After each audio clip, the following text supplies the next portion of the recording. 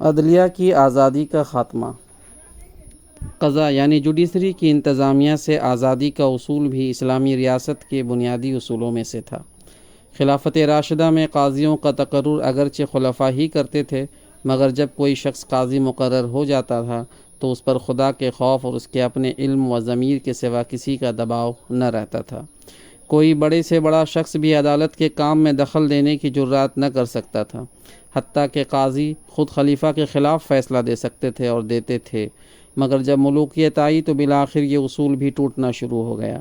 جن معاملات سے ان بادشاہ قسم کے خلفاء کو سیاسی اسباب یا ذاتی مفاد کی بنا پر دلچسپی ہوتی تھی، ان میں انصاف کرنے کے لیے عدالتیں آزاد نہ رہیں، حتیٰ کہ شہزادوں، گورنروں، قائدین اور شاہی محلات کے متوسلین تک کے خلاف مقدمات میں عدل کرنا مشکل ہو گیا۔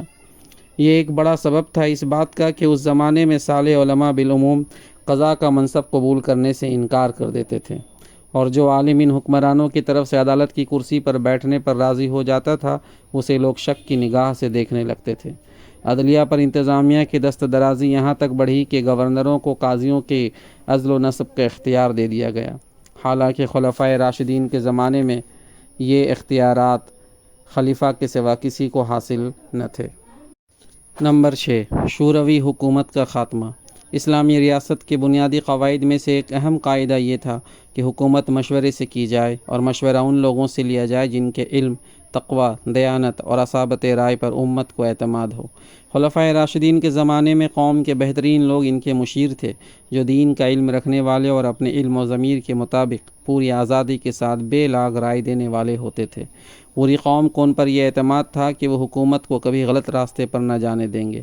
یہی لوگ امت کے اہل الحل وقت تسلیم کیے جاتے تھے، مگر جب ملوکیت کا دور آیا تو یہ قاعدہ بھی بدل گیا۔ شورا کی جگہ شخصی استبداد نے لے لی۔ حق شناس اور حق گو اہل علم سے بادشاہ اور بادشاہوں سے یہ لوگ دور بھاگنے لگے۔ اب بادشاہوں کے مشیر اگر تھے تو ان کے گورنر، قائدین، شاہی خاندان کے امراء اور درباری لوگ تھے، نہ کہ وہ اہل الرائے اصحاب جن کی قابلیت اور دیانت و امانت پر امت کو اعتماد تھا۔ اس کا سب سے بڑا نقصان یہ ہوا کہ ایک بڑھتے ہوئے تمدن میں پیش آنے والے ثانوی مسائل میں فیصلہ دینے والا کوئی ایسا با اختیار ادارہ باقی نہ رہا جس کی طرف معاملات میں بروقت رجوع کیا جا سکتا ہو، جس کے اجماعی یا جمہوری فیصلے قانون اسلامی کے جز بن جائیں اور پھر ملک کی تمام عدالتیں انہی کے مطابق معاملات کے تصفیے کرنے لگیں۔ جہاں تک حکومت کی نظم و نسق، اہم داخلی و خارجی مسائل اور عام پالیسی کے معاملات کا تعلق تھا، یہ شاہی کونسل ان کے فیصلے تو برے یا بھلے کر سکتی تھی، لیکن قانونی مسائل کے فیصلے کرنا اس کے بس کا کام نہ تھا۔ اس کی جرات اگر یہ لوگ کرتے بھی تو امت کا اجتماعی ضمیر ان کے فیصلوں کو ہضم کرنے کے لیے تیار نہ تھا۔ وہ خود بھی اپنی حیثیت کو جانتے تھے اور امت بھی ان کو فاسق و فاجر سمجھتی تھی۔ ان کا کوئی دینی و اخلاقی وقار نہ تھا کہ ان کے فیصلے اسلامی قانون میں شامل ہو سکتے۔ علماء اور فقہاء نے اس خلا کو پوری کرنے کی کوشش میں کوئی کسر اٹھا نہ رکھی، مگر ان کی یہ کوشش انفرادی نوعیت کی تھی۔ ہر عالم اپنی درس و افتاء کی مسند سے قانونی احکام بیان کرتا تھا، اور ہر قاضی اپنے علم و فہم اور اپنے اجتہاد کے مطابق یا کسی دوسرے عالم کے فتوے کی بنا پر جس چیز کو بھی قانون سمجھتا تھا اس کے مطابق فیصلے کر دیتا تھا۔ اس سے قانون کے تسلسل و ارتقاء میں تو انقطاع واقع نہ ہوا، لیکن اسلامی مملکت میں ایک قانونی انارکی پیدا ہو گئی۔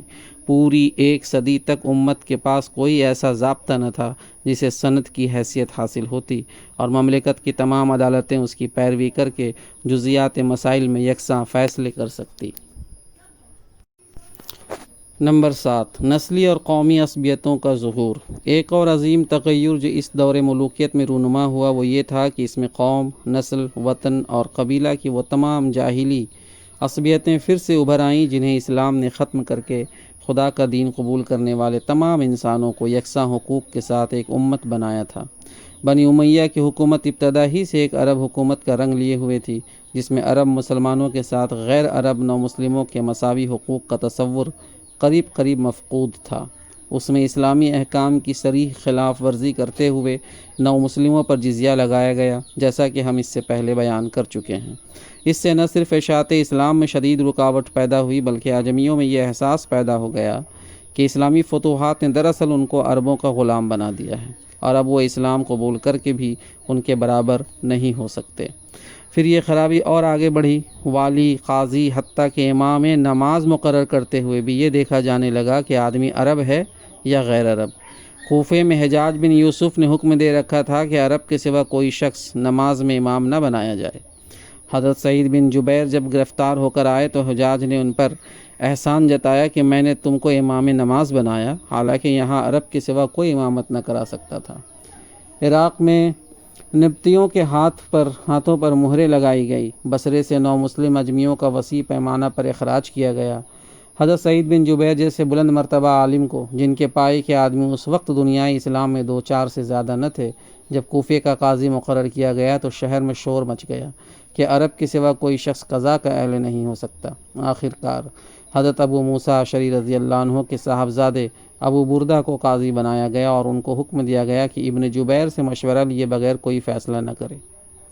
حد یہ ہے کہ جنازوں پر بھی کسی اجمی کو نماز پڑھانے کے لیے آگے نہ کیا جاتا، الا یہ کہ کوئی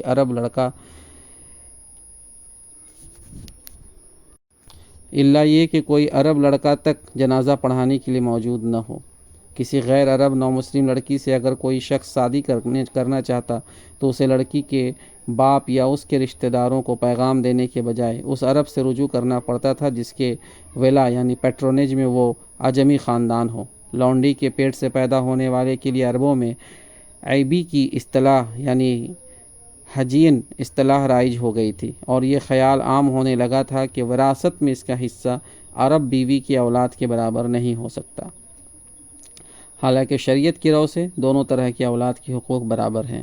ابو الفرج الاصفہانی کی روایت ہے کہ بنی سلیم کے ایک شخص نے ایک اجمی نو مسلم سے اپنی بیٹی بیاہ دی تو محمد بن بشیر الخارجی نے مدینہ جا کر گورنر سے اس کی شکایت کی، اور گورنر نے فوراً زوجین میں تفریق کرا دی۔ اس نو مسلم کو کوڑے لگوائے اور اس کا سر، داڑھی اور ابرویں منڈوا کر اسے ذلیل کیا۔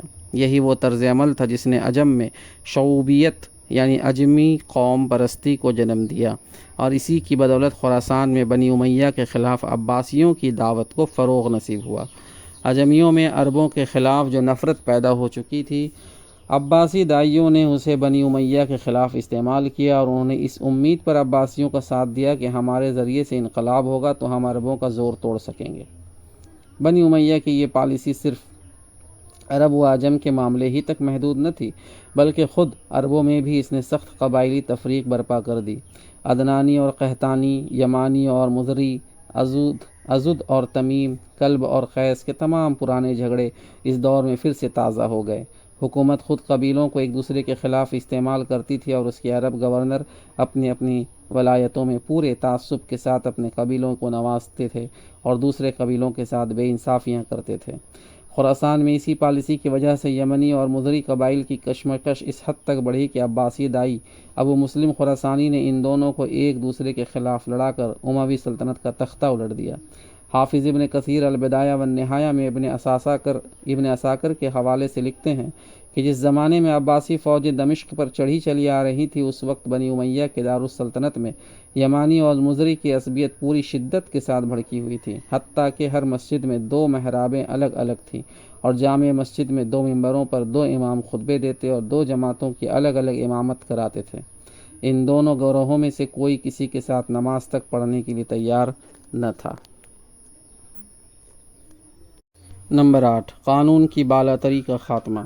سب سے بڑی مصیبت جو ملوکیت کے دور میں مسلمانوں پر آئی وہ یہ تھی کہ اس دور میں قانون کی بالاتری کا اصول توڑ دیا گیا، حالانکہ وہ اسلامی ریاست کے اہم ترین بنیادی اصولوں میں سے تھا۔ اسلام جس بنیاد پر دنیا میں اپنی ریاست قائم کرتا ہے وہ یہ ہے کہ شریعت سب پر بالا ہے۔ حکومت اور حکمرانوں، رائی اور رعیت، بڑے اور چھوٹے، عوام اور خواص، سب اس کے تابع ہیں۔ کوئی اس سے آزاد یا مستثنی نہیں، اور کسی کو اس سے ہٹ کر کام کرنے کا حق نہیں، دوست ہو یا دشمن، حربی ہو، کافر ہو یا معاہد، مسلم رعیت ہو یا ذمہ، مسلمان وفادار ہو یا باغی یا برسر جنگ، غرض جو بھی ہو، شریعت میں اس سے برتاؤ کرنے کا ایک طریقہ مقرر ہے جس سے کسی حال میں تجاوز نہیں کیا جا سکتا۔ خلافت راشدہ اپنے پورے دور میں اس قاعدے کی سختی کے ساتھ پابند رہی، حتیٰ کہ حضرت عثمان اور حضرت علی رضی اللہ عنہ نے انتہائی نازک اور سخت اشتعال انگیز حالات میں بھی حدود شرع سے قدم باہر نہ رکھا۔ ان راست رو خلفاء کی حکومت کے امتیازی وصف یہ تھا کہ وہ ایک حدود آشنا حکومت تھی، نہ کہ مطلق العنان حکومت۔ مگر جب ملوکیت کا دور آیا تو بادشاہوں نے اپنے مفاد، اپنی سیاسی اغراض اور خصوصاً اپنی حکومت کے قیام و بقا کے معاملے میں شریعت کی عائد کی ہوئی کسی پابندی کو توڑ ڈالنے اور ان کی باندھی ہوئی کسی حد کو فان جانے میں تعامل نہ کیا۔ اگرچہ ان کے عہد میں بھی مملکت کا قانون اسلامی قانون ہی رہا، کتاب اللہ و سنت رسول اللہ کی آئینی حیثیت کا ان میں سے کسی نے کبھی انکار نہیں کیا۔ عدالتیں اسی قانون پر فیصلے کرتی تھیں اور عام حالات میں سارے معاملات شرعی احکام ہی کے مطابق انجام دیے جاتے تھے، لیکن ان بادشاہوں کی سیاست دین کے تابع نہ تھی۔ اس کے تقاضے وہ ہر جائز و ناجائز طریقے سے پورے کرتے تھے اور اس معاملے میں حلال و حرام کی تمیز روا نہ رکھتے تھے۔ مختلف خلفائے بنی امیہ کے عہد میں قانون کی پابندی کا کیا حال رہا، اسے ہم آگے کی سطور میں بیان کرتے ہیں۔ حضرت معاویہ رضی اللہ عنہ کے عہد میں یہ پالیسی حضرت معاویہ رضی اللہ عنہ کے عہد ہی سے شروع ہو گئی تھی۔ امام زہری کی روایت ہے کہ رسول اللہ صلی اللہ علیہ وسلم اور چاروں خلفائے راشدین کے عہد میں سنت یہ تھی کہ نہ کافر مسلمان کا وارث ہو سکتا ہے، نہ مسلمان کافر کا۔ حضرت معاویہ نے اپنے زمانہ حکومت میں مسلمان کو کافر کا وارث قرار دیا اور کافر کو مسلمان کا وارث قرار نہ دیا۔ حضرت عمر ابن عبدالعزیز رحمۃ اللہ علیہ نے آ کر اس بدعت کو موقوف کیا، مگر ہشام بن عبد الملک نے اپنے خاندان کی روایت کو پھر بحال کر دیا۔ حافظ ابن کثیر کہتے ہیں کہ دیت کے معاملے میں بھی حضرت معاویہ نے سنت کو بدل دیا۔ سنت یہ تھی کہ معاہد کی دیت مسلمان کے برابر ہوگی، مگر حضرت معاویہ نے اس کو نصف کر دیا اور باقی نصف خود لینی شروع کر دی۔ ایک اور نہایت مکروہ بدعت حضرت معاویہ کے عہد میں یہ شروع ہوئی کہ وہ خود اور ان کے حکم سے ان کے تمام گورنر خطبوں میں برسر ممبر حضرت علی رضی اللہ عنہ پر سب و شتم کی بوچھار کرتے تھے، حتیٰ کہ مسجد نبوی میں ممبر رسول صلی اللہ علیہ وسلم پر عین روضہ نبوی کے سامنے حضور صلی اللہ علیہ وسلم کے محبوب ترین عزیز کو گالیاں دی جاتی تھی، اور حضرت علی کی اولاد اور ان کے قریب ترین رشتہ دار اپنے کانوں سے یہ گالیاں سنتے تھے۔ کسی کے مرنے کے بعد اس کو گالیاں دینا شریعت تو درکنار انسانی اخلاق کے بھی خلاف تھا، اور خاص طور پر جمعہ کے خطبے کو اس گندگی سے آلودہ کرنا تو دین و اخلاق کے لحاظ سے سخت گھناؤنا فعل تھا۔ حضرت عمر ابن عبدالعزیز رحمۃ اللہ علیہ نے آ کر اپنے خاندان کی دوسری غلط روایات کی طرح اس روایات کو بھی بدلا اور خطبہ جمعہ میں سب علی کی جگہ یہ آیت پڑھنی شروع کر دی: ان اللہ یأمر بالعدل والاحسان وایتاء ذی القربی وینہی عن الفحشاء والمنکر والبغی یعظکم لعلکم تذکرون۔ سورہ نحل آیت نمبر 90۔ مال غنیمت کی تقسیم کے معاملہ میں بھی حضرت معاویہ نے کتاب اللہ و سنت رسول اللہ صلی اللہ علیہ وسلم کے صریح احکام کی خلاف ورزی کی۔ کتاب و سنت کی رو سے پورے مال غنیمت کا 5واں حصہ بیت المال میں داخل ہونا چاہیے اور باقی 4 حصے اس فوج میں تقسیم کیے جانے چاہیے جو لڑائی میں شریک ہوئی ہو۔ لیکن حضرت معاویہ نے حکم دیا کہ مال غنیمت میں سے چاندی سونا ان کے لیے الگ نکال لیا جائے، پھر باقی مال شرعی قاعدے کے مطابق تقسیم کیا جائے۔ زیاد بن سمیہ کا استلحاق بھی حضرت معاویہ کے ان افعال میں سے ہے جن میں انہوں نے سیاسی اغراض کے لیے شریعت کے ایک مسلم قاعدے کی خلاف ورزی کی تھی۔ زیاد طائف کی ایک لونڈی سمیہ نامی کے پیٹ سے پیدا ہوا تھا۔ لوگوں کا بیان یہ تھا کہ زمانہ جاہلیت میں حضرت معاویہ کے والد جناب ابو سفیان نے اس لونڈی سے زنا کا ارتکاب کیا تھا اور اسی سے وہ حاملہ ہوئی۔ حضرت ابو سفیان نے خود بھی ایک مرتبہ اس بات کی طرف اشارہ کیا تھا کہ زیاد انہی کے نطفے سے ہے۔ جوان ہو کر یہ شخص اعلیٰ درجے کا مدبر، منتظم، فوجی لیڈر اور غیر معمولی قابلیتوں کا مالک ثابت ہوا۔ حضرت علی رضی اللہ عنہ کے زمانہ خلافت میں وہ آپ کا زبردست حامی تھا اور اس نے بڑی اہم خدمات انجام دی تھی۔ ان کے بعد حضرت معاویہ نے اس کو اپنا حامی و مددگار بنانے کے لیے اپنے والد ماجد کی زناکاری پر شہادتیں لیں اور اس کا ثبوت بہم پہنچایا کہ زیاد انہی کا ولد الحرام ہے، پھر اسی بنیاد پر اسے اپنا بھائی اور اپنے خاندان کا فرد قرار دے دیا۔ یہ فعل اخلاقی حیثیت سے جیسا کچھ مکروہ ہے وہ تو ظاہر ہی ہے، مگر قانونی حیثیت سے بھی یہ ایک صریح ناجائز فعل تھا، کیونکہ شریعت میں کوئی نسب زنا سے ثابت نہیں ہوتا۔ نبی صلی اللہ علیہ وسلم کا صاف حکم موجود ہے کہ بچہ اس کا ہے جس کے بستر پر وہ پیدا ہو، اور زانی کے لیے کنکر پتھر ہے۔ ام المومنین حضرت ام حبیبہ رضی اللہ عنہا نے اسی وجہ سے اس کو اپنا بھائی تسلیم کرنے سے انکار کر دیا اور اس سے پردہ فرمایا۔ حضرت معاویہ رضی اللہ عنہ نے اپنے گورنروں کو قانون سے بالاتر قرار دیا اور ان کی زیادتیوں پر شرعی احکام کے مطابق کارروائی کرنے سے صاف انکار کر دیا۔ ان کا گورنر عبداللہ بن عمرو بن غیلان ایک مرتبہ بصرے میں ممبر پر خطبہ دے رہا تھا۔ ایک شخص نے دوران خطبہ میں اس کو کنکر مار دیا۔ اس پر عبداللہ نے اس شخص کو گرفتار کرایا اور اس کا ہاتھ کٹوا دیا۔ حالانکہ شرعی قانون کی رو سے یہ ایسا جرم نہ تھا جس پر کسی کا ہاتھ کاٹ دیا جائے۔ حضرت معاویہ کے پاس استغاثہ کیا گیا تو انہوں نے فرمایا کہ میں ہاتھ کی دیت تو بیت المال سے ادا کر دوں گا، مگر میرے عمال سے قصاص لینے کی کوئی سبیل نہیں۔ زیاد کو جب حضرت معاویہ نے بصرے کے ساتھ کوفہ کا بھی گورنر مقرر کیا اور وہ پہلی مرتبہ خطبہ دینے کے لیے کوفے کی جامع مسجد کے ممبر پر کھڑا ہوا تو کچھ لوگوں نے اس پر کنکر پھینکے۔ اس نے فوراً مسجد کے دروازے بند کرا دیے اور کنکر پھینکنے والے تمام لوگوں کو، جن کی تعداد 30 سے 80 تک بیان کی جاتی ہے، گرفتار کرا کے اسی وقت ان کے ہاتھ کٹوا دیے۔ کوئی مقدمہ ان پر نہ چلایا گیا، کسی عدالت میں وہ نہ پیش کیے گئے، کوئی باقاعدہ قانونی شہادت ان کے خلاف پیش نہ ہوئی۔ گورنر نے محض اپنے انتظامی حکم سے اتنے لوگوں کو قطع ید کی سزا دے ڈالی، جس کے لیے قطعاً کوئی شرعی جواز نہ تھا، مگر دربار خلافت سے اس کا بھی کوئی نوٹس نہ لیا گیا۔ اس سے بڑھ کر ظالمانہ افعال بصر بن ابی ارطاہ نے کیے، جسے حضرت معاویہ نے پہلے حجاز و یمن کو حضرت علی کے قبضے سے نکالنے کے لیے بھیجا تھا اور پھر ہمدان پر قبضہ کرنے کے لیے مامور کیا تھا۔ اس شخص نے یمن میں حضرت علی کے گورنر عبید اللہ بن عباس کے 2 چھوٹے چھوٹے بچوں کو پکڑ کر قتل کر دیا۔ ان بچوں کی ماں اس صدمے سے دیوانی ہو گئی۔ بنی کنانہ کی ایک عورت جو یہ ظلم دیکھ رہی تھی چیخ اٹھی کہ مردوں کو تو تم نے قتل کر دیا، اب ان بچوں کو کس لیے قتل کر رہے ہو؟ بچے تو جاہلیت میں بھی نہیں مارے جاتے تھے۔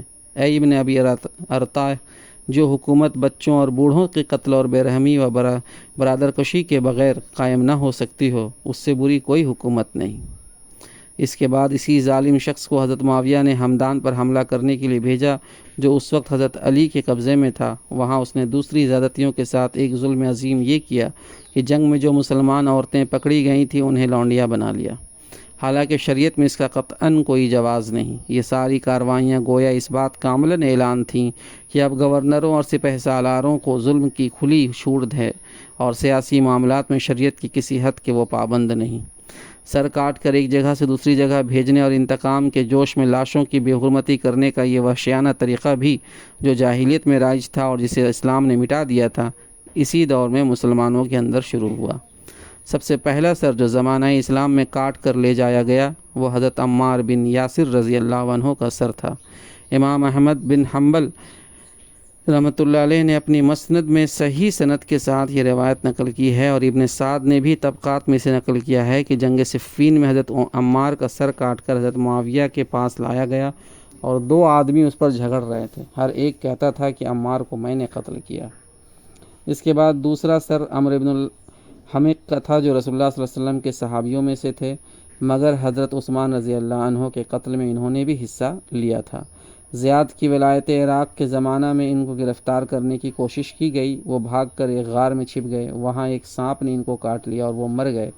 تعقب کرنے والے ان کی مردہ لاش کا سر کاٹ کر زیاد کے پاس لے گئے، اس نے حضرت معاویہ کے پاس دمشق بھیج دیا، وہاں اسے برسر عام گشت کرایا اور پھر لے جا کر ان کی بیوی کی گود میں ڈال دیا گیا۔ ایسا ہی وحشیانہ سلوک مصر میں محمد بن ابی بکر کے ساتھ کیا گیا، جو وہاں حضرت علی رضی اللہ عنہ کے گورنر تھے۔ حضرت معاویہ کا جب مصر پر قبضہ ہوا تو انہیں گرفتار کر کے قتل کر دیا گیا اور پھر ان کی لاش ایک مردہ گدھے کی کھال میں رکھ کر جلائی گئی۔ اس کے بعد تو یہ ایک مستقل طریقہ ہی بن گیا کہ جن لوگوں کو سیاسی انتقام کی بنا پر قتل کیا جائے، ان کے مرنے کے بعد ان کی لاشوں کو بھی معاف نہ کیا جائے۔ حضرت حسین رضی اللہ عنہ کا سر کاٹ کر کربلا سے کوفہ اور کوفہ سے دمشق لے جایا گیا اور ان کی لاش پر گھوڑے دوڑا کر اسے روندا گیا۔ حضرت نعمان بن بشیر جو یزید کے زمانے تک بنی امیہ کے حامی رہے تھے، مروان کے زمانے میں حضرت عبداللہ ابن زبیر رضی اللہ عنہ کا ساتھ دینے کی وجہ سے قتل کیے گئے اور ان کا سر لے جا کر ان کی بیوی کی گود میں ڈالا گیا۔ حضرت مصعب بن زبیر کا سر کوفہ اور مصر میں پھرایا گیا، پھر دمشق لے جا کر اسے منظر عام پر لٹکا دیا گیا۔ اس کے بعد شام کے شہروں میں اسے پھرانے کا ارادہ تھا، مگر خود عبد الملک بن مروان کی بیوی عاتکہ بنت یزید بن معاویہ نے اس پر سخت احتجاج کیا۔ اس نے کہا، جو کچھ تم نے اب تک کیا ہے، کیا اس سے بھی تمہارا دل ٹھنڈا نہ ہوا؟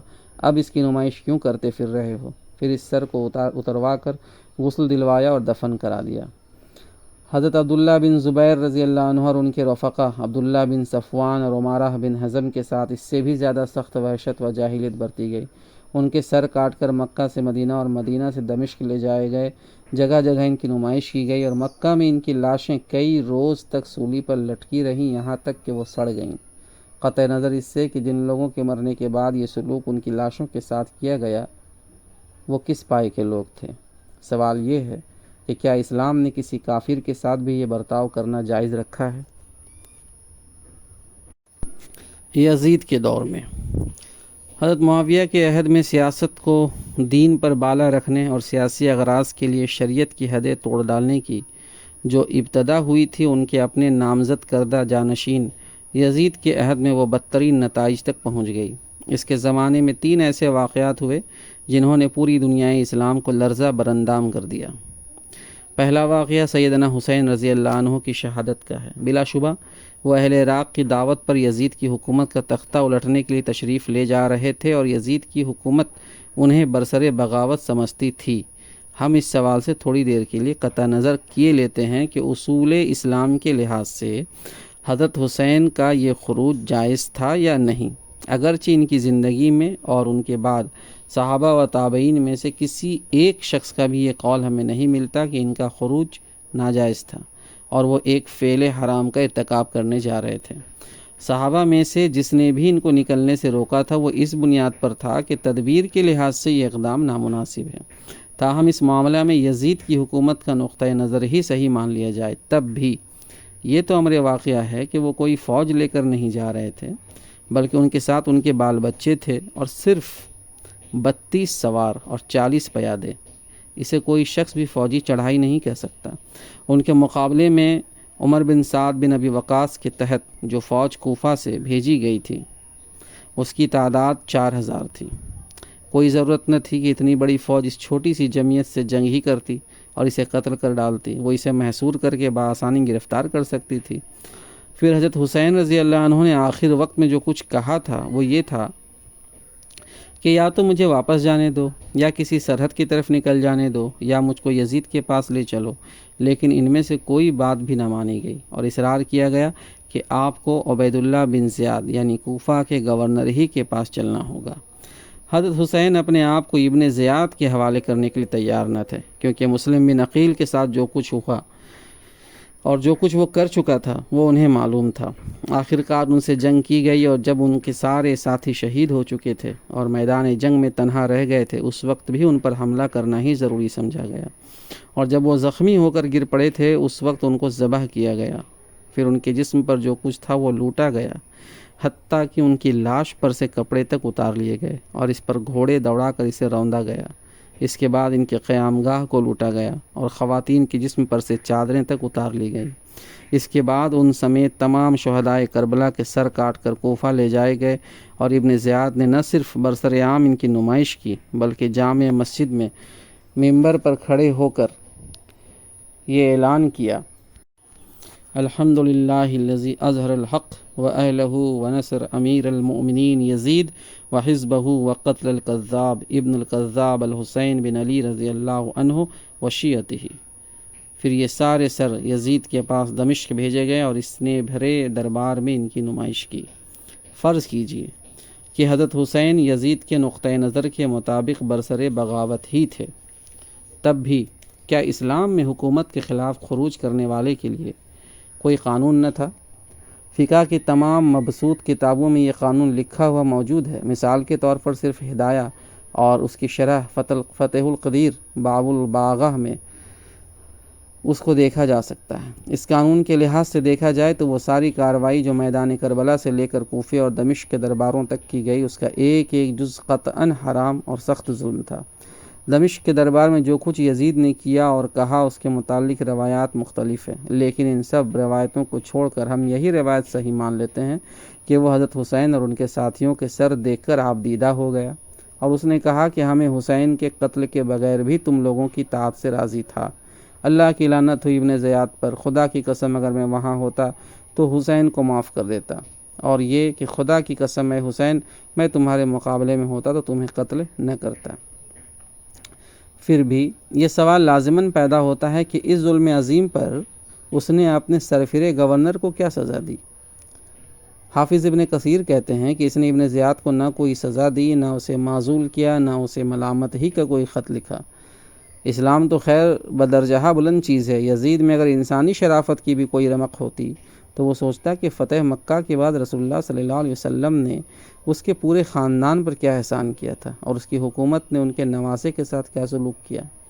اس کے بعد دوسرا سخت المناک واقعہ جنگ حرہ کا تھا، جو 63 ہجری کے آخر اور خود یزید کی زندگی کے آخری ایام میں پیش آیا۔ اس واقعہ کے مختصر روداد یہ ہے کہ اہل مدینہ نے یزید کو فاسق و فاجر اور ظالم قرار دے کر اس کے خلاف بغاوت کر دی، اس کے عامل کو شہر سے نکال دیا اور عبداللہ بن حنظلہ کو اپنی سربراہ بنا لیا۔ یزید کو یہ اطلاع پہنچی تو اس نے مسلم بن عقبہ المری کو، جسے سلف صالحین مصرف بن عقبہ کہتے ہیں، 12,000 فوج دے کر مدینہ پر چڑھائی کے لیے بھیج دیا، اور اسے حکم دیا کہ 3 دن تک اہل شہر کو اطاعت قبول کرنے کی دعوت دیتے رہنا، پھر اگر وہ نہ مانے تو ان سے جنگ کرنا، اور جب فتح پالو تو 3 دن کے لیے مدینہ کو فوج پر مباح کر دینا۔ اس ہدایت پر یہ فوج گئی، جنگ ہوئی، مدینہ فتح ہوا، اور اس کے بعد یزید کے حکم کے مطابق 3 دن کے لیے فوج کو اجازت دے دی گئی کہ شہر میں جو کچھ چاہے کرے۔ اور ان 3 دنوں میں شہر کے اندر ہر طرف لوٹ مار کی گئی، شہر کے باشندوں کا قتل عام کیا گیا، جس میں امام زہری کی روایت کے مطابق 700 معززین اور 10,000 کے قریب عوام مارے گئے۔ اور غضب یہ ہے کہ وحشی فوجیوں نے گھروں میں گھس گھس کر بے دریغ عورتوں کی عصمت دری کی۔ حافظ ابن کثیر کہتے ہیں، کہا جاتا ہے کہ ان دنوں میں 1000 عورتیں زنا سے حاملہ ہوئیں۔ بالفرض اگر اہل مدینہ کی بغاوت ناجائز ہی تھی، مگر کیا کسی باغی مسلمان آبادی بلکہ غیر مسلم باغیوں اور حربی کافروں کے ساتھ بھی اسلامی قانون کی رو سے یہ سلوک جائز تھا؟ اور یہاں تو معاملہ کسی اور شہر کا نہیں، خاص مدینۃ الرسول صلی اللہ علیہ وسلم کا تھا، جس کے متعلق نبی صلی اللہ علیہ وسلم کے یہ ارشادات بخاری، مسلم، نسائی اور مسند احمد میں متعدد صحابہ سے منقول ہوئے ہیں کہ مدینہ کے ساتھ جو شخص بھی برائی کا ارادہ کرے گا، اللہ اسے جہنم کی آگ میں سیسے کی طرح پگھلا دے گا۔ جو شخص اہل مدینہ کو ظلم سے خوفزدہ کرے، اللہ اسے خوفزدہ کرے گا۔ اس پر اللہ اور ملائکہ اور تمام انسانوں کی لعنت ہے۔ قیامت کے روز اللہ اس سے کوئی چیز اس گناہ کے فدیے میں قبول نہ فرمائے گا۔ حافظ ابن کثیر کہتے ہیں کہ انہی احادیث کی بنیاد پر علماء کے ایک گروہ نے یزید پر لعنت کو جائز رکھا ہے، اور ایک قول ان کی تائید میں امام احمد بن حنبل رحمۃ اللہ علیہ کا بھی ہے، مگر ایک دوسرا گروہ صرف اس لیے اس سے منع کرتا ہے کہ کہیں اس طرح اس کے والد یا صحابہ میں سے کسی اور پر لعنت کا دروازہ نہ کھل جائے۔ ایک مرتبہ امام احمد کے صاحبزادے عبداللہ نے ان سے پوچھا کہ یزید پر لعنت کرنے کا کیا حکم ہے؟ انہوں نے جواب دیا، میں کیسے اس شخص پر لعنت نہ کروں جس پر خدا نے لعنت کی ہے؟ اور اس کے ثبوت میں انہوں نے یہ آیت پڑھی، سورہ محمد کی 22-23۔ حضرت حسن بصری رحمۃ اللہ علیہ کو ایک مرتبہ یہ طعنہ دیا گیا کہ آپ جو بنی امیہ کے خلاف خروج کی کسی تحریک میں شامل نہیں ہوتے تو کیا آپ اہل شام یعنی بنی امیہ سے راضی ہیں؟ جواب میں انہوں نے فرمایا، میں اور اہل شام سے راضی ہوں، خدا ان کا ناس کرے۔ کیا وہی نہیں ہے جنہوں نے رسول اللہ صلی اللہ علیہ وسلم کے حرم کو حلال کر لیا اور 3 دن تک اس کے باشندوں کو قتل عام کرتے پھرے؟ اپنے نبطی اور قبطی سپاہیوں کو اس میں سب کچھ کر گزرنے کی چھوٹ دے دی، اور وہ شریف دیندار خواتین پر حملے کرتے رہے اور کسی حرمت کی ہتک کرنے سے نہ رکے۔ پھر بیت اللہ پر چڑھ دوڑے، اس پر سنگ باری کی اور اس کو آگ لگائی۔ ان پر خدا کی لعنت ہو اور وہ برا انجام دیکھیں۔ تیسرا واقعہ وہی ہے جس کا حضرت حسن بصری رحمۃ اللہ علیہ نے آخر میں ذکر کیا ہے۔ مدینہ سے فارغ ہونے کے بعد وہی فوج جس نے رسول اللہ صلی اللہ علیہ وسلم کے حرم میں یہ ادھم مچایا تھا، حضرت زبیر رضی اللہ عنہ سے لڑنے کے لیے مکہ پر حملہ آور ہوئی، اور اس نے منجنیقیں لگا کر خانہ کعبہ پر سنگ باری کی، جس سے کعبہ کی ایک دیوار شکستہ ہو گئی۔ اگرچہ روایات یہ بھی ہیں کہ انہوں نے کعبہ پر آگ بھی برسائی تھی، لیکن آگ لگنے کے کچھ دوسرے وجہ بھی بیان کیے جاتے ہیں۔ البتہ سنگ باری کا واقعہ متفق علیہ ہے۔ ان واقعات نے یہ بات بالکل واضح کر دی کہ یہ حکمراں اپنے اقتدار اور اس کے بقا تحفظ کو ہر چیز پر مقدم رکھتے تھے، اور اس کے لیے انہیں کسی حد کو فان جانے اور بڑی سے بڑی حرمت کو توڑ ڈالنے میں بھی باک نہ تھا۔ دولت بنی مروان میں اس کے بعد مروان اور اس کے اولاد کا دور حکومت آیا، اور اس میں دین سے سیاست کی آزادی بلکہ سیاست پر دین کے احکام و حدود کی قربانی انتہا کو پہنچ گئی۔ عبد الملک بن مروان اگرچہ بڑے درجے کے فقہا میں سے تھے، بادشاہت سے پہلے اسے مدینہ میں حضرت سعد بن المسیب، عروہ بن زبیر اور قبیصہ بن ذؤیب کے مرتبے کا فقیہ سمجھا جاتا تھا، اور یزید کے زمانے میں اس نے کعبہ پر سنگباری کے خلاف سخت ناراضی کا اظہار کیا تھا، مگر جب وہ خود خلیفہ ہوا تو اس نے حضرت عبداللہ بن زبیر کے خلاف جنگ کے لیے حجاز بن یوسف کو مکہ بھیج دیا۔ اس ظالم نے عین حج کے زمانے میں مکہ معظمہ پر چڑھائی کی، جبکہ زمانہ جاہلیت میں کفار و مشرکین بھی جنگ سے ہاتھ روک لیتے تھے۔ کوہ ابو قبیس پر منجنیقیں لگا کر خانہ کعبہ پر سنگباری کی۔ حضرت عبداللہ بن عمر کے سخت اصرار پر یہ سنگباری صرف اتنی دیر کے لیے روکی گئی کہ باہر سے آئے ہوئے حجاج طواف و سعی کر لے، لیکن نہ اس سال کے حج میں مکہ کے لوگ مینا اور عرفات جا سکے، اور نہ خود حجاج کی فوج کے لوگ طواف و سعی کر سکے۔ باہر سے آنے والوں نے جب طواف زیارت کر لیا تو حجاج نے اعلان کیا کہ سب حاجی نکل جائیں، اور اثر نو سنگباری شروع کر دی۔ پھر فتح کے بعد جو کچھ عبداللہ بن زبیر، عبداللہ بن صفوان اور عمارہ بن حزم کے سروں اور ان کی لاشوں کے ساتھ کیا گیا، اس کا ذکر ہم پہلے کر چکے ہیں۔ عبد الملک اور اس کے بیٹے ولید کے زمانے کی سب سے بڑی لعنت حجاج کی گورنری تھی، جسے 20 سال تک ظلم و ستم کھلی چھوٹ ملی رہی۔ اگرچہ کوئی انسان بھی دنیا میں مجسم شر نہیں ہوتا، اور حجاج بن یوسف بھی خیر سے بالکل خالی نہ تھا، قرآن پر اعراب لگوانا اس کی وہ نیکی ہے جس کی تعریف رہتی دنیا تک کی جائے گی۔ سندھ کی فتح بھی اسی کے کارناموں میں سے ہے، جس کی بدولت آج اس سرزمین میں اللہ کا نام لینے والے پائے جاتے ہیں، مگر کسی شخص کی ساری نیکیاں بھی ایک مومن کے قتل ناحق کی ہم وزن نہیں ہو سکتی، کجا کہ وہ ظلم و ستم جس کا ارتکاب اس نے اپنے طویل دور حکومت میں کیا۔ مشہور امام قرات عاصم بن ابی الخوج کہتے ہیں کہ اللہ تعالیٰ کی حرمتوں میں سے کوئی حرمت ایسی نہیں رہ گئی جس کا ارتکاب اس شخص نے نہ کیا ہو۔ حضرت عمر ابن عبدالعزیز رحمۃ اللہ علیہ کہتے ہیں کہ اگر دنیا کی تمام قومیں خباثت کا مقابلہ کرے اور اپنے اپنے سارے خبیث لے آئیں تو ہم تنہا حجاج کو پیش کر کے ان پر بازی لے جا سکتے ہیں۔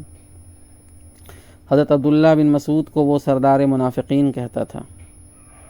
اس کا قول تھا کہ اگر ابن مسعود کی قرات پر کوئی شخص قرآن پڑھے گا تو میں اس کی گردن مار دوں گا، اور مصحف میں سے اس قرات کو اگر سور کی ہڈی سے بھی چھیلنا پڑے تو چھیل دوں گا۔ اس نے حضرت انس بن مالک اور حضرت سہل بن سعدی جیسے بزرگوں کو گالیاں دی اور ان کی گردنوں پر مہریں لگائیں۔ اس نے حضرت عبداللہ بن عمر رضی اللہ عنہ کو قتل کی دھمکی دی۔ وہ اعلانیہ کہتا تھا کہ اگر میں لوگوں کو مسجد کے ایک دروازے سے نکلنے کا حکم دوں اور وہ دوسرے دروازے سے نکلے تو میرے لیے ان کا خون حلال ہے۔ اس کے زمانے میں جو لوگ قید کی حالت میں کسی عدالتی فیصلے کے بغیر قتل کیے گئے، صرف ان کی تعداد 1,20,000 بتائی جاتی ہے۔ جب وہ مرا ہے تو اس کے قید خانوں میں 80,000 بے قصور انسان کسی مقدمے اور کسی عدالتی فیصلے کے بغیر سڑ رہے تھے، اور یہ ظالم گورنر تھا جس کے حق میں عبد الملک نے اپنی اولاد کو مرتے وقت وصیت کی کہ حجاج بن یوسف کا ہمیشہ لحاظ کرتے رہنا، کیونکہ وہی ہے جس نے ہمارے لیے سلطنت ہموار کی، دشمنوں کو مغلوب کیا اور ہمارے خلاف اٹھنے والوں کو دبا دیا۔ یہ وصیت اس ذہنیت کو پوری نمائندگی کرتی ہے جس کے ساتھ یہ لوگ حکومت کر رہے تھے۔ ان کی نگاہ میں اصل اہمیت ان کے اپنے اقتدار کی تھی، اس کا قیام و استحکام جس ذریعے سے بھی ہو ان کے نزدیک مستحسن تھا، قطع نظر اس سے کہ شریعت کی تمام حدیں اس کی خاطر توڑ ڈالی جائیں۔ یہ ظلم و ستم اس حد کو پہنچ گیا تھا کہ ولید بن عبد الملک کے زمانے میں ایک مرتبہ حضرت عمر بن عبدالعزیز چیخ اٹھے کہ عراق میں حجاج، شام میں ولید، مصر میں قرہ بن شریک، مدینہ میں عثمان بن حیان، مکہ میں خالد بن عبداللہ القصری، خداوند تیری دنیا ظلم سے بھر گئی ہے، اب لوگوں کو راحت دے۔ سیاسی ظلم کے علاوہ یہ لوگ عام دینی معاملات میں بھی بڑی حد تک انحراف پسند ہو گئے تھے۔ نمازوں میں غیر معمولی تاخیر ان کا معمول تھا، جمعہ کا پہلا خطبہ بیٹھ کر دیتے تھے۔ عیدین میں نماز سے پہلے خطبہ دینے کا طریقہ مروان نے اختیار کیا اور اس کے خاندان کے لیے یہ مستقل سنت بن گیا۔ عمر بن عبدالعزیز رحمۃ اللہ علیہ کا مبارک دور۔ بنی امیہ کی حکومت کے پورے 92 سال دور میں حضرت عمر بن عبدالعزیز کی خلافت کے 2.5 سال تاریکی میں روشنی کی حیثیت رکھتے ہیں۔ ان کی زندگی کا رخ جس واقعہ نے بدلا وہ یہ تھا کہ 93 ہجری میں جب کہ وہ مدینہ کے گورنر تھے، ولید بن عبد الملک کے حکم سے حضرت عبداللہ بن زبیر کے صاحبزادے خبیب کو 50 کوڑے لگوائے گئے۔ پھر سردی کے موسم میں ان کے سر پر ٹھنڈے پانی کی مشک چھوڑی دی گئی۔ پھر ان کو دن بھر مسجد نبوی کے دروازے پر کھڑا رکھا گیا۔ آخرکار اسی وجہ سے ان کا انتقال ہو گیا۔ یہ ایک صریح ظلم تھا اور ایک قطعاً غیر شرعی سزا تھی جس کا ارتکاب گورنر کی حیثیت میں عمر بن عبدالعزیز کو کرنا پڑا، مگر اس کے بعد انہوں نے گورنری سے استعفیٰ دے دیا اور ان پر سخت رنج اور خوف خدا مسلط ہو گیا۔ 99 ہجری میں جب سلیمان بن عبد الملک کی خفیہ وصیت کی بنا پر وہ خلیفہ بنائے گئے تو انہوں نے پھر ایک مرتبہ دنیا کے سامنے خلافت اور بادشاہی کا فرق نمایاں کر کے رکھ دیا۔ بیعت کی پہلی تقریر جو انہوں نے کی اس کے الفاظ یہ ہیں: میں اس حکومت کی آزمائش میں ڈال دیا گیا ہوں، بغیر اس کے کہ میں نے اسے طلب کیا ہوتا یا مجھ سے اس معاملے میں رائے لی گئی ہوتی یا مسلمانوں سے مشورہ لیا گیا ہوتا۔ تمہاری گردنوں میں میری بیعت کا جو قلاوہ ہے اسے میں اتارے دیتا ہوں۔ اب تم لوگ خود جسے چاہو اپنے معاملات کا سربراہ بنا لو۔ مجمع نے بے آواز کہا کہ ہم آپ ہی کو پسند کرتے ہیں، آپ کی حکومت پر ہم سب راضی ہیں۔ تب انہوں نے خلافت قبول کی اور فرمایا: در حقیقت اس امت میں کوئی اختلاف اپنے رب اور اپنے نبی اور اپنے دین کی کتاب کے بارے میں نہیں ہے، بلکہ دینار و درہم کے معاملہ میں ہے۔ خدا کی قسم، میں کسی کو نہ باطل طریقے سے دوں گا نہ کسی کا جائز حق روکوں گا۔ لوگوں، جو اللہ کی اطاعت کرے اس کی اطاعت واجب ہے، اور جو اللہ کی اطاعت نہ کرے اس کے لیے کوئی اطاعت نہیں۔ جب تک میں اللہ کا مطیع رہوں میری اطاعت کرو، اور جب میں اللہ کا نافرمان ہو جاؤں تو میری اطاعت ہرگز تم پر لازم نہیں۔ اس کے بعد انہوں نے یک لخت وہ تمام شاہانہ طور طریقے ختم کر دیے جو ان کے آباء و اجداد نے اختیار کر رکھے تھے، اور وہ طرز زندگی اختیار کیا جو خلفائے راشدین کے طرز سے مشابہ تھا۔ پھر وہ تمام جائیدادیں واپس کیں جو خود ان کو ناجائز طریقے سے وراثت میں ملی تھی، حتیٰ کہ اپنی بیوی کے زیورات اور جواہر وغیرہ بھی بیت المال میں داخل کر دیے، اور 40,000 دینار سالانہ کی جائیداد میں سے صرف 400 دینار سالانہ کی جائیداد اپنے پاس رہنے دی جو جائز طور پر ان کی ملکیت تھی۔ اس طرح سب سے پہلے خود اپنا حساب خدا اور امت سے صاف کرنے کے بعد انہوں نے اعلان کیا کہ شاہی خاندان اور اس کے امراء میں سے جس کے خلاف بھی کسی کا دعویٰ ہو وہ اپنی شکایت پیش کرے، اور جس نے بھی ثابت کر دیا کہ کوئی چیز اس نے غصب کی گئی تھی تو اس کا حق اسے واپس دلوایا۔ اس پر بنی امیہ کے گھروں میں کوہرام مچ گیا، اور انہوں نے عمر بن عبدالعزیز کی پھوپھی فاطمہ بنت مروان کو، جس کا وہ بہت ادب لحاظ کرتے تھے، ان کے پاس بھیجا تاکہ وہ انہیں اس کام سے روکے، مگر انہوں نے اس کو جواب دیا کہ جب فرما روا کے اپنے عزیز و اقارب ظلم کریں اور فرما روا اس کا ازالہ نہ کرے تو وہ دوسروں کو کیا منہ لے کر ظلم سے روک سکتا ہے۔ اس نے کہا: تمہارے خاندان کے لوگ تمہیں متنبہ کرتے ہیں کہ اس روش کا تمہیں سخت خمیازہ بھگتنا پڑے گا۔ انہوں نے جواب دیا: قیامت کے خوف سے بڑھ کر اگر مجھے کسی چیز کا خوف ہو تو میں دعا کرتا ہوں کہ مجھے اس چیز سے امن نصیب نہ ہو۔ آخرکار وہ مایوس ہو کر پلٹی اور اس نے اپنے کنبے کے لوگوں سے کہا: یہ سب تمہارا اپنا کیا دھرا ہے۔ تم عمر ابن خطاب رضی اللہ عنہ کے خاندان کی لڑکی بیاہ لائے۔ آخرکار لڑکا اپنے نانا پر چلا گیا۔ واضح رہے کہ حضرت عمر بن عبدالعزیز کی والدہ حضرت عمر رضی اللہ عنہ کی پوتی تھیں۔ ان کے احساس ذمہ داری کا یہ حال تھا کہ اپنے پیش رو سلیمان بن عبد الملک کو دفن کر کے جب پلٹے تو بڑے غمگین دکھائی دے رہے تھے۔ لوگوں کو حیرت ہوئی کہ بادشاہی ملنے پر خوش ہونے کے بجائے الٹے رنجیدہ ہیں۔ پوچھا گیا کہ اس رنج و غم کا سبب کیا ہے؟ فرمایا: مشرق سے مغرب تک پھیلی ہوئی اس امت محمدیہ کا ایک شخص بھی ایسا نہیں ہے جس کا حق اس کی طلب کے بغیر مجھے ادا کرنا نہ ہو۔ ان کی بیوی کا بیان ہے کہ میں ان کے کمرے میں گئی تو دیکھا کہ جانماز پر بیٹھے رو رہے ہیں۔ میں نے پوچھا: آپ کو کیا ہوا؟ انہوں نے جواب دیا: میں نے امت محمد کے معاملات اپنے سر لے لیے ہیں۔ سوچتا ہوں کہ کوئی بھوکا فقیر ہے، کوئی بےکس مریض ہے، کوئی مظلوم و مقہور ہے، کوئی غریب قیدی ہے، کوئی بوڑھا ضعیف ہے، کوئی عیالدار مفلس ہے۔ غرض ملک کے ہر گوشے میں اس طرح کے لوگ پھیلے ہوئے ہیں۔ میں جانتا ہوں کہ میرا رب قیامت کے روز مجھ سے پوچھے گا میں نے ان کے لیے کیا کیا، اور محمد صلی اللہ علیہ وسلم اس وقت میرے مقابلے میں مستغیث ہوں گے۔ ڈرتا ہوں کہ کہیں مقدمہ میرے خلاف نہ ثابت ہو جائے، اس لیے اپنے آپ پر ترس کھا کر رو رہا ہوں۔ انہوں نے ظالم گورنروں اور عاملوں کو ہٹا کر ان کی جگہ اچھے حاکم مقرر کیے۔ وہ تمام ناجائز ٹیکس موقوف کیے جو بنی امیہ کے عہد میں وصول کیے جانے لگے تھے۔ مسلمان ہو جانے والوں پر جزیہ لگانے کا طریقہ بند کر دیا اور اپنے حکام کو سخت تاکیدی احکام بھیجے کہ کسی مسلمان یا ذمی کو قانون کے خلاف کوڑے نہ لگائے جائیں اور کسی کو قتل یا ہاتھ کاٹنے کی سزا مجھ سے پوچھے بغیر نہ دی جائے۔ ان کے آخر عہد میں خارجیوں کے ایک گروہ نے ان کے خلاف علم بغاوت بلند کر دیا۔ انہوں نے ان کے خلاف علم بغاوت بلند کر دیا۔ انہوں نے اس گروہ کے سردار کو لکھا کہ خون خرابے سے کیا حاصل ہے، آ کر مجھ سے بحث کر لو، تم حق پر ہوگے تو میں مان لوں گا، میں حق پر ہوا تو تم مان لینا۔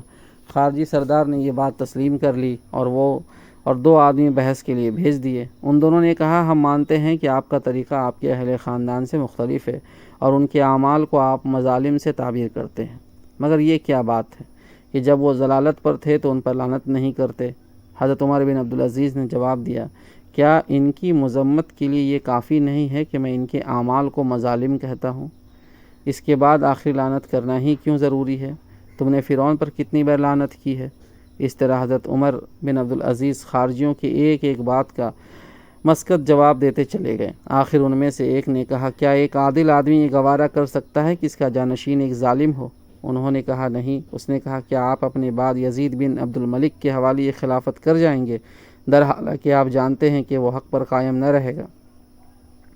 انہوں نے کہا، اس کے لیے تو میرا پیشرو سلیمان بن عبد الملک پہلے ہی میرے بعد ولی عہدی کی بیعت لے چکا ہے، اب میں کیا کر سکتا ہوں؟ اس نے کہا، کیا آپ کے خیال میں وہ شخص جس نے آپ کے بعد یزید بن عبد الملک کو نامزد کیا ہے، اسے ایسا کرنے کا حق تھا اور اس کا یہ فیصلہ برحق ہے؟ اس پر عمر بن عبدالعزیز لاجواب ہو گئے اور مجلس برخاست ہونے کے بعد بار بار کہتے رہے کہ یزید کے معاملہ نے مجھے مار ڈالا، اس حجت کا میرے پاس کوئی جواب نہیں، خدا مجھے معاف کرے۔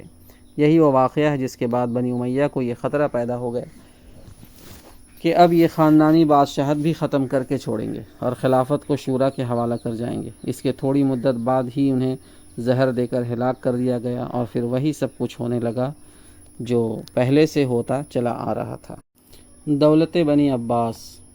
بنی امیہ کی حکومت سندھ سے لے کر اسپین تک دنیا کے ایک بہت بڑے حصے میں کمال درجہ دبدبے کی حکومت تھی اور بظاہر اس کی طاقت کو دیکھ کر گمان نہ ہو سکتا تھا کہ یہ کسی کے ہلائے ہل سکے گی، لیکن جس طرز پر وہ چل رہی تھی اس کی وجہ سے بس گردنیں ہی اس کے آگے جھکی ہوئی تھیں، دلوں میں اس کی کوئی جڑ نہ تھی۔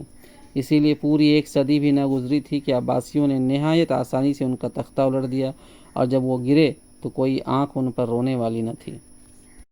عباسیوں کے وعدے۔ نئے مدعیان خلافت جس وجہ سے کامیاب ہوئے وہ یہ تھی کہ انہوں نے عام مسلمانوں کو یہ اطمینان دلایا تھا کہ ہم خاندان رسالت کے لوگ ہیں، ہم کتاب و سنت کے مطابق کام کریں گے اور ہمارے ہاتھوں سے حدود اللہ قائم ہوں گی۔ ربیع الثانی 132 ہجری میں جب صفاح کے ہاتھ پر کوفہ میں خلافت کی بیعت ہوئی تو اس نے اپنی پہلی تقریر میں بنی امیہ کی زیادتیاں بیان کرنے کے بعد کہا، میں یہ امید رکھتا ہوں کہ جس خاندان سے تم کو خیر ملی تھی اس سے ظلم و ستم، اور جہاں سے تم کو صلاح ملی تھی وہاں سے فساد تم نہ پاؤ گے۔ صفاح کے بعد اٹھ کر اس کے چچا داؤد بن علی نے لوگوں کو یقین دلایا کہ ہم اس لیے نہیں نکلے ہیں کہ اپنے لیے سیم و زر جمع کریں یا محلات بنوائیں اور ان میں نہریں کھود کر لائیں، بلکہ ہمیں جس چیز نے نکالا ہے وہ یہ ہے کہ ہمارا حق چھین لیا گیا تھا اور ہمارے بنی آل ابی طالب پر ظلم کیا جا رہا تھا، اور بنی امیہ تمہارے درمیان برے طریقوں پر چل رہے تھے۔ انہوں نے تم کو ذلیل و خوار کر رکھا تھا اور تمہارے بیت المال میں بیجا تصرفات کر رہے تھے۔ اب ہم پر تمہارے لیے اللہ اور اس کے رسول اور حضرت عباس رضی اللہ عنہ کا ذمہ ہے کہ ہم تمہارے درمیان اللہ کی کتاب اور رسول اللہ صلی اللہ علیہ وسلم کی سیرت کے مطابق حکومت کریں گے۔ لیکن حکومت حاصل ہونے کے بعد کچھ زیادہ مدت نہ گزری تھی کہ انہوں نے اپنے عمل سے ثابت کر دیا کہ یہ سب کچھ فریب تھا۔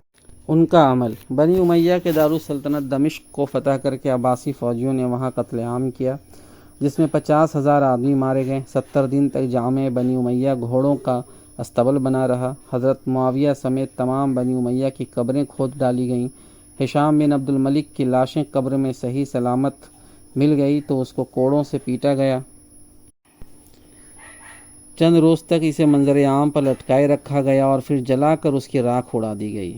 بنی امیہ کا بچہ بچہ قتل کیا گیا اور ان کی تڑپتی ہوئی لاشوں پر فرش بچھا کر کھانا کھایا گیا۔ بصرے میں بنی امیہ کو قتل کر کے ان کی لاشیں ٹانگوں سے پکڑ کر کھینچی گئیں اور انہیں سڑکوں پر ڈال دیا گیا، جہاں کتے انہیں بھبھوڑتے رہے۔ یہی کچھ مکے اور مدینہ میں بھی ان کے ساتھ کیا گیا۔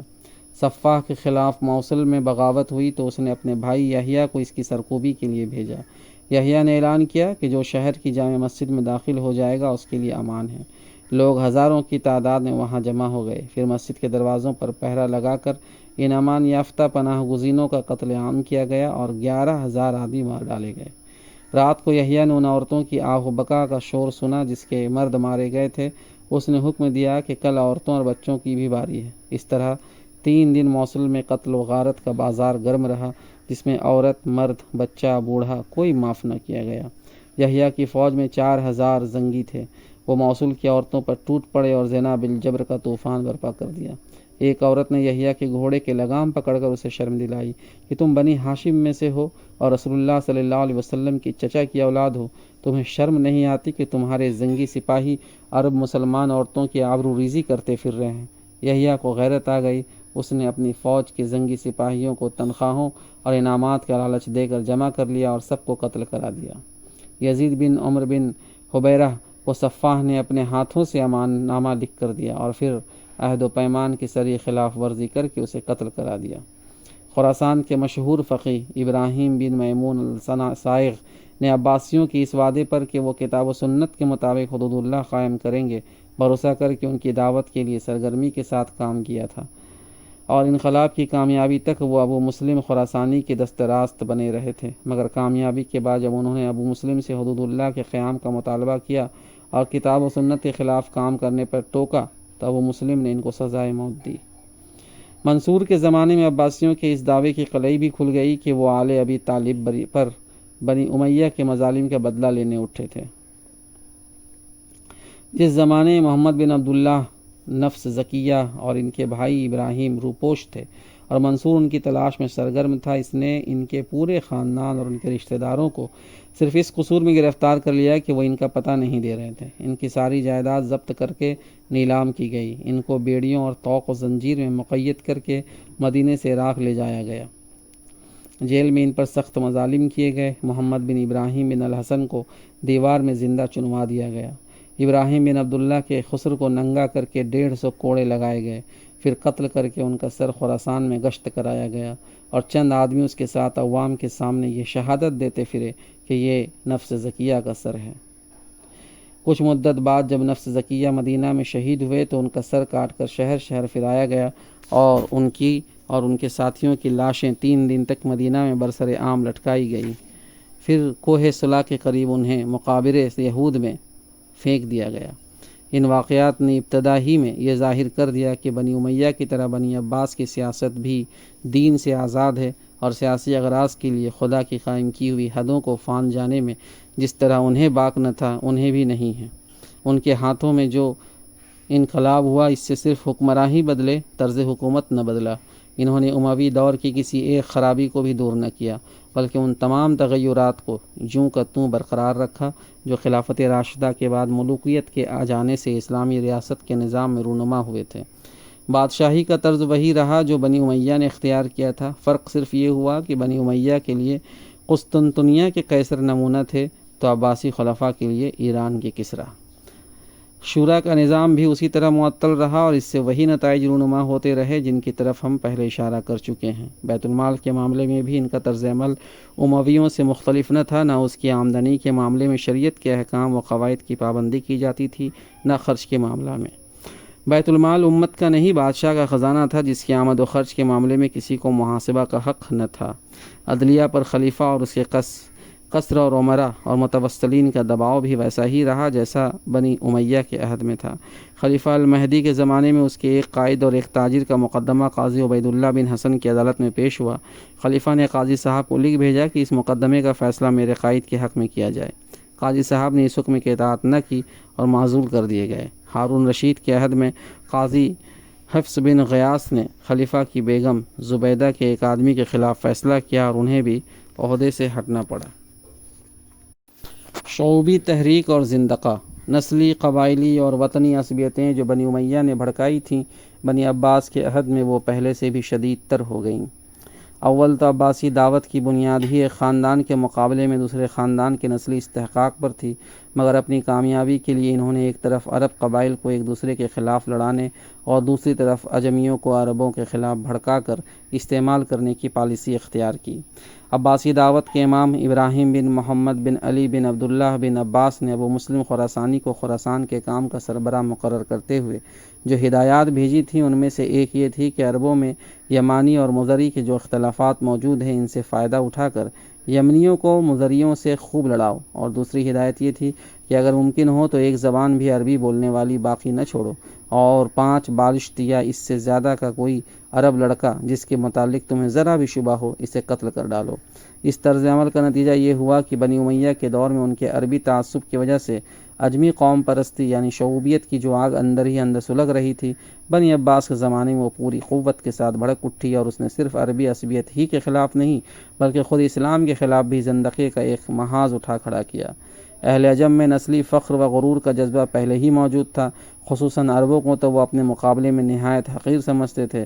اسلامی فتوحات کے دور میں جب وہ ریگستان عرب کے شتربانوں سے مغلوب ہوئے تو اول انہیں اپنی ذلت کا سخت احساس ہوا، مگر اسلام کے اصول انصاف و مساوات اور صحابہ و تابعین اور علماء و فقہا امت کے دیندارانہ طرز عمل نے نہ صرف یہ کہ ان کے اس زخم پر مرہم رکھ دیا بلکہ انہیں عالمگیر امت مسلمہ کے اندر کامل معاشرتی مساوات کے ساتھ جذب کرنا شروع کر دیا۔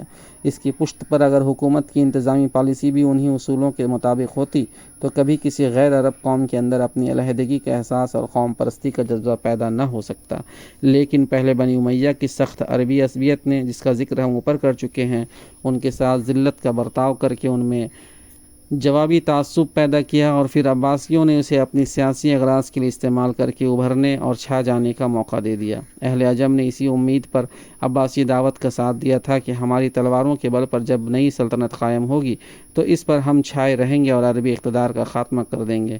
ان کی یہ توقع ٹھیک تھی اور وہ پوری ہوئی۔ الجاحظ کہتا ہے کہ دولت عباسیہ ایک خراسانی حکومت بن کر رہ گئی۔ منصور کے زمانہ خلافت میں یہ سپہ سالاری اور گورنری کے اکثر و بیشتر مناصب پر عجمی مقرر کیے گئے اور عربوں کی بالادستی ختم ہو کر رہ گئی۔ الجہشیاری نے تاریخ الوزراء میں منصور کے اعمال کی جو تفصیلات دی ہے ان میں سب عجمی ہی عجمی نظر آتے ہیں۔ ان عجمیوں نے سیاسی قوت حاصل کر کے شعوبیت کی تحریک زور شور سے اٹھائی، جو اپنی حقیقت کے اعتبار سے محض قوم پرستانہ تحریک ہی نہ تھی بلکہ اپنے جلوں میں زندقہ و الحاد اور اباحت کے جراثیم بھی ساتھ لے آئی تھی۔ اس شعوبی تحریک کا آغاز تو اس بحث سے ہوا تھا کہ عربوں کو عجمیوں پر کوئی فضیلت حاصل نہیں ہے، لیکن بہت جلدی اس نے عربوں کی مخالفت کا رنگ اختیار کر لیا اور عرب کی مذمت میں حتیٰ کہ قریش سمیت ان میں سے ایک ایک قبیلے کی مذمت میں کتابیں لکھی جانے لگیں، جن کا تفصیلی ذکر ابن الندیم کی الفہرست میں ہمیں ملتا ہے۔ معتدل قسم کے شعوبی تو اس سے آگے نہ بڑھتے تھے، مگر اس گروہ کے انتہا پسند لوگ عربوں سے گزر کر خود اسلام پر حملے کرنے لگے، اور عجمی عمرا، وزراء، کتاب یعنی سیکریٹریز اور فوجی قائدین نے در پردہ ان کی ہمت افزائی کی۔ الجاحظ کہتا ہے کہ بہت سے لوگ جن کے دلوں میں اسلام کے خلاف شکوک پائے جاتے ہیں، ان کے اندر یہ بیماری شعوبیت کی راہ سے آئی ہے۔ وہ اسلام سے اس لیے بیزار ہیں کہ عرب اس دین کو لائے تھے۔ ان لوگوں نے مالی، زردشت اور مزدق کے مذاہب و عقائد کو زندہ کرنا شروع کیا۔ انہوں نے عجمی تہذیب اور نظام سیاست و ملک داری کے فضائل بیان کرنے شروع کیے۔ انہوں نے شعر و ادب کے پردے میں فسق و فجور اور اخلاقی بے قیدی کی تبلیغ شروع کی، دین اور اس کی حدود کا مذاق اڑایا، شراب و شاہد کی طرف دعوت دی، زہد و تقوی پر فبتیاں کسی، آخرت اور جنت و دوزخ کی باتیں کرنے والوں کو تضحیک کا نشانہ بنایا، اور ان میں سے بعض نے جھوٹی حدیثیں گھڑ گھڑ کر پھیلائیں تاکہ مسلمانوں کا دین خراب کریں۔ چنانچہ ایک زندیق ابن ابی العوجہ جب گرفتار کیا گیا تو اس نے اعتراف کیا کہ میں نے 4000 ایسی حدیثیں گھڑی ہیں جن میں حرام کو حلال اور حلال کو حرام کیا ہے اور احکام اسلامی میں رد و بدل کر ڈالا ہے۔ منصور کے زمانے میں کوفے کے گورنر محمد بن سلیمان بن علی نے اس کو موت کی سزا دی۔ ایک اور شخص یونس بن ابی فروہ نے اسلام اور عرب کی مذمت میں کتاب لکھ کر قیصر روم کے دربار میں پیش کی اور اس پر انعام پایا۔ الجاحظ اپنے رسائل میں عجمی کاتبوں کی ایک کثیر تعداد کا حال یہ بتاتا ہے کہ یہ لوگ قرآن کی ترتیب پر طعن کرتے ہیں اور کہتے ہیں کہ اس میں تناقض ہے، احادیث کو جھٹلاتے ہیں اور ان کی صحت میں شکوک پیدا کرتے ہیں۔ صحابہ کے محاسن کے اعتراف کرتے ہوئے ان کی زبان رکتی ہے۔ قاضی شرعی اور حسن بصری اور الشعبی کا ذکر آتا ہے تو یہ ان پر اعتراض کی بوچھار کرتے ہیں، مگر اردشیر، بابکان اور نوشیروان کا ذکر کرتے ہوئے ان کی سیاست اور ان کے تدبر کی تعریف میں یہ رطب اللسان ہو جاتے ہیں۔ ابو العلا المعری اس عہد کے بڑے بڑے نامور عجمیوں کے متعلق کہتا ہے کہ وہ سب زندیق تھے، مثلاً دغبل، بشار بن برد، ابو نواس، ابو مسلم خراسانی وغیرہ، اور یہ زندقہ صرف اعتقادی گمراہیوں تک ہی محدود نہ تھا بلکہ عملاً اخلاقی حدود سے آزادی اس کے ساتھ لازم و ملزوم کی طرح تھی۔ ابن عبدربہ کہتے ہیں کہ عوام میں یہ بات معلوم و معروف تھی کہ شراب، زنا اور رشوت زندقے کے لوازم اور اس کی کھلی علامت ہے۔ یہ فتنہ خلیفہ منصور عباسی کے عہد 136 ہجری بمطابق 754 عیسوی تا 158 ہجری بمطابق 7 میں پوری طرح سر اٹھا چکا تھا۔ اس سے مسلمانوں میں صرف اعتقادی و اخلاقی فساد ہی پھیلنے کا خطرہ نہ تھا، سیاسی و اجتماعی حیثیت سے یہ مسلم معاشرے اور ریاست کو بھی پارا پارا کر دینے والا تھا۔ منصور کا جانشین المہدی اپنے خاندان کی سیاسی پالیسی کے یہ خوفناک نتائج دیکھ کر گھبرا اٹھا اور اس نے نہ صرف طاقت سے اس تحریک کو مٹانے کی کوشش کی بلکہ علماء کے ایک گروہ کو اس کام پر بھی مامور کیا کہ زنادقہ سے بحث کرے اور ان کے رد میں کتابیں لکھ کر ان شکوک کو دماغوں سے نکالے جو یہ لوگ اسلام کے خلاف عوام میں پھیلا رہے ہیں۔ اس کی حکومت میں ایک مستقل محکمہ عمر القلوازی کے تحت قائم کر دیا گیا جس کا کام یہ تھا کہ زندقہ کا استحصال اور زنادقہ کی سرکوبی کرے۔ اپنے بیٹے الہادی کو اس نے جو ہدایات دی تھیں ان سے اندازہ ہوتا ہے کہ وہ زندقے کے خطرات کس شدت سے محسوس کر رہا تھا۔ اس نے کہا، اگر یہ حکومت میرے بعد تیرے ہاتھ میں آئے تو مالی کے پیرووں کا استحصال کرنے میں کوئی دقیقہ نہ اٹھا رکھنا۔ یہ لوگ پہلے تو عوام کو ظاہری بھلائیوں کی طرف دعوت دیتے ہیں، مثلا فواحش سے اجتناب، دنیا میں زہد اور آخرت کے لیے عمل، پھر انہیں یہ تلقین کرتے ہیں کہ گوشت حرام ہے، پانی کو ہاتھ نہ لگانا چاہیے یعنی غسل نہ کرنا چاہیے، اور کسی قسم کے جانور کو ہلاک نہ کرنا چاہیے، پھر انہیں دو خداؤں کے اعتقاد کی طرف لے جاتے ہیں اور آخرکار بہنوں اور بیٹیوں سے نکاح اور پیشاب سے غسل تک حلال کر دیتے ہیں، اور بچوں کو چراتے ہیں تاکہ انہیں ضلالت پر پرورش کریں۔ المہدی کی یہ بیان صاف ظاہر کرتا ہے کہ اس زمانے میں عجمی زنادقہ بظاہر مسلمان بن کر بباطن اپنے قدیم مذاہب کی تجدید کے لیے کوشاں تھے۔ المسعودی کے بیان کے مطابق یہ دعوت ان تراجم کی بدولت پھیل رہی تھی جو منصور کے عہد میں پہلوی اور فارسی زبان سے ہوئے تھے، اور ابن ابی العوجہ، حماد یحییٰ بن زیاد، مطیع بن ایاس جیسے لوگوں کی تصانیف اس زہر کو پھیلا رہی تھیں۔ امت کا رد عمل، یہ ہے مختصر روداد ان تغیرات کی جو خلافت راشدہ کی جگہ ملوکیت کے آ جانے سے رونما ہوئے۔ اس سے اندازہ ہوتا ہے کہ امت اور اس کی رائے کو نظر انداز کر کے کسی شخص، خاندان یا گروہ کا اپنے اقتدار کے لیے کوشاں ہونا اور زبردستی اسے قائم کرنا کیا نتائج پیدا کرتا ہے۔ اس غلطی کی ابتدا کرتے وقت چاہے اسے یہ شعور بھی نہ ہو کہ اس کا اقدام یہ نتائج پیدا کرے گا اور اس کی نیت ہرگز یہ نہ ہو کہ یہ نتائج اس سے برآمد ہوں، لیکن بہرحال یہ اس کے فطری نتائج ہیں جو رونما ہو کر رہتے ہیں۔ لیکن یہ خیال کرنا سخت غلط ہوگا کہ ان سیاسی تغیرات نے سرے سے اسلامی نظام زندگی ہی کا خاتمہ کر دیا۔ بعض لوگ بڑے سطحی انداز میں تاریخ کا مطالعہ کر کے بے تکلف یہ فیصلہ کر ڈالتے ہیں کہ اسلام تو بس 30 سال چلا اور پھر ختم ہو گیا، حالانکہ اصل صورتحال اس سے بالکل مختلف ہے۔ آگے کی چند سطور میں ہم اختصار کے ساتھ یہ بتاتے ہیں کہ امت مسلمہ کو جب اس سیاسی انقلاب سے سابقہ پیش آیا تو اس کے اجتماعی شعور نے کس طرح اپنے نظام زندگی کو سنبھالنے کے لیے ایک دوسری صورت اختیار کر لی۔ قیادت کی تقسیم۔ اس سے پہلے ہم یہ بیان کر چکے ہیں کہ خلافت راشدہ کی اصل خوبی یہ تھی کہ وہ رسول اللہ صلی اللہ علیہ وسلم کی مکمل نیابت تھی۔ خلیفہ راشد محض راشد یعنی راستہ رو ہی نہ ہوتا تھا بلکہ مرشد یعنی راہنما بھی ہوتا تھا۔ اس کا کام محض مملکت کا نظم و نسق چلانا اور فوجیں لڑانا نہ تھا، بلکہ اللہ کے پورے دین کو مجموعی طور پر قائم کرنا تھا۔ اس کی ذات میں ایک ہی مرکزی قیادت تھی جو سیاسی حیثیت سے مسلمانوں کی سربراہی بھی کرتی تھی، اور عقیدہ و مذہب، اخلاق و روحانیت، قانون و شریعت، تہذیب و تمدن، تعلیم و تربیت اور دعوت و تبلیغ کے تمام معاملات میں ان کی امامت و رہبری کے فرائض بھی انجام دیتی تھی۔ جس طرح اسلام ہر پہلو کا جامع ہے، اسی طرح یہ قیادت بھی ہر پہلو کی جامع تھی، اور مسلمان پورے اعتماد کے ساتھ اپنی اجتماعی زندگی اس کی رہنمائی میں بسر کر رہے تھے۔ اس خلافت کی جگہ جب ملوکیت آئی تو نہ وہ اس جامع قیادت کے اہل تھی، نہ مسلمان ایک دن کے لیے بھی اس کو یہ حیثیت دینے کے لیے تیار ہوئے۔ بادشاہوں کے جو کارنامے ہم اس سے پہلے بیان کرائے ہیں، ان کے بعد ظاہر ہے کہ ان کا کوئی اخلاقی وقار قوم میں قائم نہ رہ سکتا تھا۔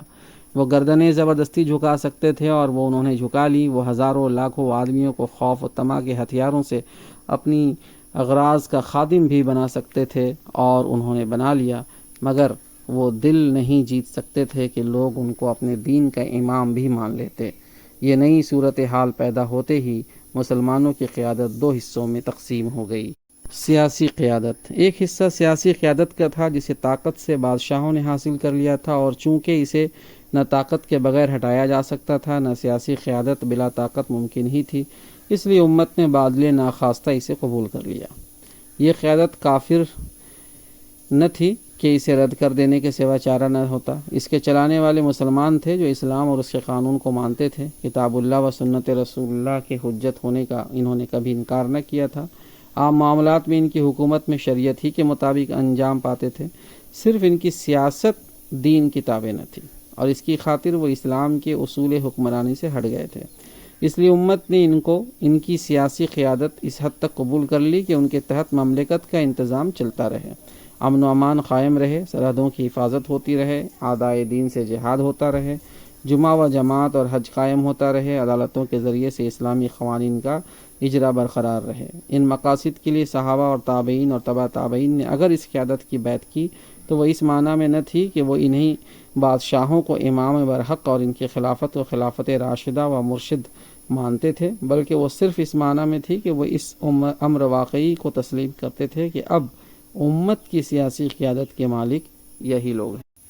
دینی قیادت۔ دوسرا حصہ دینی قیادت کا تھا جسے بقیائے صحابہ، تابعین و تبع تابعین، فقہا و محدثین اور صلحائے امت نے آگے بڑھ کر سنبھال لیا، اور امت نے اپنے دین کے معاملہ میں پورے اطمینان کے ساتھ ان کی امامت تسلیم کر لی۔ یہ قیادت اگرچہ منظم نہ تھی، اگرچہ اس کا کوئی ایک امام نہ تھا جسے سب نے اپنا مرشد مان لیا ہو، اگرچہ اس کی کوئی بااختیار کونسل نہ تھی کہ جو دینی مسائل پیدا ہوں ان کے بارے میں بروقت وہ ایک فیصلہ صادر کر دے اور وہ پوری مملکت میں مان لیا جائے، یہ سب لوگ اپنی انفرادی حیثیت میں الگ الگ کام کر رہے تھے، اور ان متفرق افراد کے پاس اخلاقی اثر و وقار کے سوا کوئی طاقت نہ تھی۔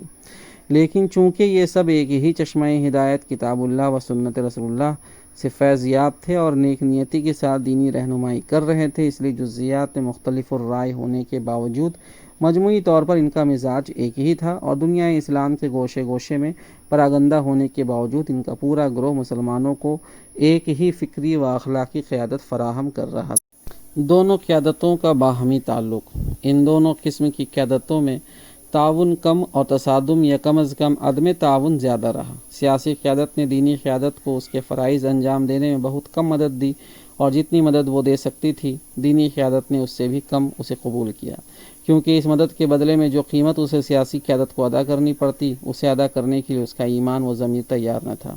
پھر خود امت کا حال بھی یہ تھا کہ دینی قیادت کے لوگوں میں سے جو بھی سلاطین کے قریب گیا اور جس نے بھی کوئی منصب یا وظیفہ ان سے قبول کر لیا، وہ مشکل ہی سے قوم میں اپنا اعتماد برقرار رکھ سکا۔